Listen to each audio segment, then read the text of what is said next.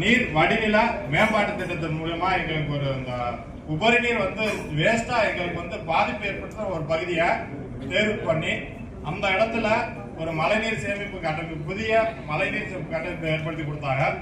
அது மூலியமா நாங்க தேசிய அளவு விருதுக்கு அளவுக்கு போனா இன்னைக்கு உலக உணவு அமைப்பு FAO அடுத்த விருதுக்கு நாங்க பரிந்துரை இருக்கிறது இந்த அரங்கில தெரிவிச்சிருக்கு. நாங்க நன்றி தெரிவிச்சுக்கிறோம். அது முதல் நம்ம தமிழக அரசுக்கு என்னன்னா இந்த நீர்நிலை பயன்படுத்தும் சங்கம் அப்படிங்கிற ஒரு சங்கத்தை நம்ம அரசு தேர்வு பண்ணி 2 ஆண்டுகள்ல சிறப்பான ஒரு திட்டங்களை அறிவிச்சாங்க. அதுல மேலும் இன்னும் திட்டங்களை நாங்க எதிர்பார்க்கிறோம். அது முதல் திட்டமா இந்த வாட்டர் மேனேஜ்மெண்ட் இந்த 2030 இலக்கு வைக்காம அடுத்த 5 ஆண்டு திட்டத்துல நீர் மேலாண்மையில AI தொழில்நுட்பம். ஏன்னா இப்ப கண்மா ஏரிகள்ல 2000-3000 ஆண்டுகளா வள்ளுவர் காலத்துல இருந்தே நம்ம தண்ணியை வாய்க்கா வழியே பாய்ச்சோம்.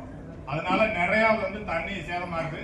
இந்த தண்ணி சேதத்தை குறைக்கிறதுக்கு பைப்லைனோட கூடிய சோலார் மின் உற்பத்தியுடன் கூடிய 100% வேளாண் துறை, தோட்டக்கலைத்துறை, வேளாண் பொறியியல் துறை மூலியமா AI தொழில்நுட்பத்தின் மூலியமா எங்க விவசாயியோட அந்த நீர் மேலாண்மைக்கு நாங்க செலவு செய்யாம ஒவ்வொரு சிஸ்டம் வைஸா செஞ்சு கொடுக்கணும்னு முதல் கோரிக்கை வச்சுக்கலாம் சார். அடுத்து இந்த நீர்ப்பாசன சங்கங்களுக்கு கிராம அளவிலான வேளாண் இயந்திர வாடகை மையங்கள் அமைக்கிறதுக்கு மானியத்துடன் கூடிய இயந்திர மையம் அமைக்கிறதுக்கு கோரிக்கை வச்சுக்கிறாங்க சார். அடுத்து இந்த உள்நாட்டு மீன்வளம் அதிகப்படுத்த சிறப்பு திட்டங்களை நமது மாவட்டத்துக்கு ஏற்படுத்தணும். ஏன்னா மற்ற துறைகள்லாம் மானியம் இல்லாம செயல்படலாம். ஆனா மீன்வளத்துறையில மட்டும்தான் மானியம் இருந்தாதான் நம்ம மாவட்டத்தில் செயல்படுறாப்புல ஒரு சூழ்நிலை இருக்கு.